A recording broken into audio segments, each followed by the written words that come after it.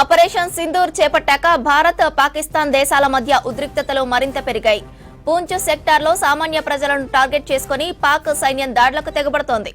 ఈ దాడిలో 10ల సంఖ్యలో పౌరులు చనిపోయినట్లు తెలుస్తోంది. దీంతో అప్రమత్తమైన కేంద్రం పూంచ్, యూరి, రాజోలి ప్రాంతాలను ప్రజలను సురక్షిత ప్రాంతాలకు తరలిస్తోంది.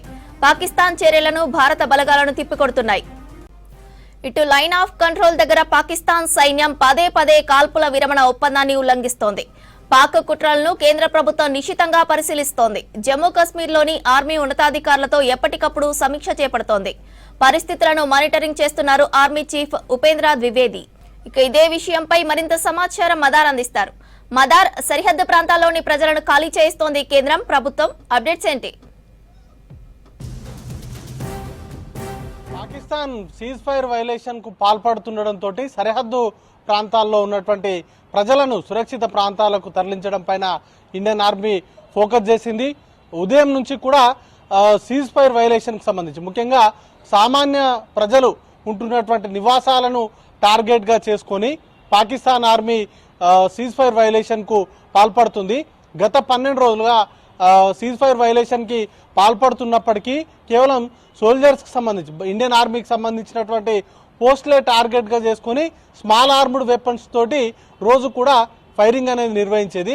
బట్ ఈరోజు 13th డే, ఈ రోజే మనం ఆపరేషన్ సింధూర్ పేరుతోటి ఒక ఉగ్రవాద స్థావరాలపైన దాడి అనేది కూడా చేసిన తర్వాత నుంచి కూడా పాకిస్తాన్ కవ్వింపు చర్యల్ని ముమ్మరం చేసింది.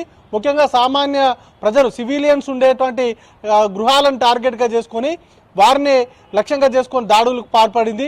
ముఖ్యంగా మోటార్ షెల్స్ కావచ్చు, లేకపోతే యుద్ధ ట్యాంకులను కూడా మోహరించి వాటితో కూడా ఫైరింగ్ అనేది కూడా చేస్తూ ఉంది. దాంతో 10ల సంఖ్యలో అక్కడ మరణాలు అనేది కూడా రిపోర్ట్ అయ్యాయి. చాలా మంది కూడా గాయాల పాలయ్యారు. వారిని కీలకంగా యూరికి సంబంధించినటువంటి హాస్పిటల్కి తరలించి చికిత్స అనేది కూడా అందిస్తూ ఉన్నారు. ప్రస్తుతానికి పూంచ్ సెక్టార్, యూరి, దాంతోపాటు తాంగ్దమ్ వంటి ప్రాంతాల్లో సీజ్ ఫైర్ వైలేషన్ అనేది కూడా కొనసాగుతూనే ఉంది.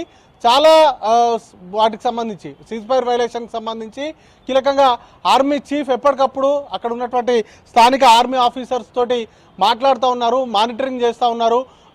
వాటికి సంబంధించి ఆపరేషనల్ ఫ్రీడమ్కి సంబంధించి వారందరికీ కూడా ఫ్రీడమ్ ఇస్తున్నట్లుగా ఆదేశాలు అనేది కూడా ఇచ్చారు. పాకిస్తాన్ నుంచి కవ్వింపు చర్యలకు పాల్పడుతున్నటువంటి వాటికి సంబంధించి వాటిని అడ్డుకునేందుకు భారత్ సంబంధించినటువంటి ఆర్మీకి ఫ్రీ హ్యాండ్ అనేది కూడా ఇచ్చారు. అయితే దాంతో పాటు ప్రస్తుతానికి స్థానికంగా ఉన్నటువంటి ప్రజలను సేఫ్ ప్లేస్లకి తరలించడం పైన ప్రస్తుతానికైతే ఇండియన్ ఆర్మీ ఫోకస్ చేసింది. ఈ 3 ప్రాంతాలకు సంబంధించి అతి సమీపంగా ఎల్ఓసికి దగ్గరగా ఉన్నాయి. వాటికి సంబంధించినటువంటి ప్రజలు ఈ పాకిస్తాన్ రేంజర్స్ చేస్తున్నటువంటి దాడితోటి వారు పెద్ద ఇబ్బంది పడుతున్నారు కాబట్టి వారిని అక్కడి నుంచి తరలించడం పైన ఫోకస్ చేసిండ్రు. వారు అక్కడి నుంచి సురక్షిత ప్రాంతాలకు తరలిస్తూ ఉన్నారు. ఇప్పటికే బార్డర్స్ లో ఉన్నటువంటి రాష్ట్రాలకు సంబంధించి ముఖ్యంగా జమ్మూ కాశ్మీర్ కావచ్చు, రాజస్థాన్, గుజరాత్, వెస్ట్ బెంగాల్, పంజాబ్ వంటి రాష్ట్రాలు చాలా ఎక్కువగా వాటితో ఇంపాక్ట్ అయ్యేటువంటి అవకాశాలు ఉన్నాయి.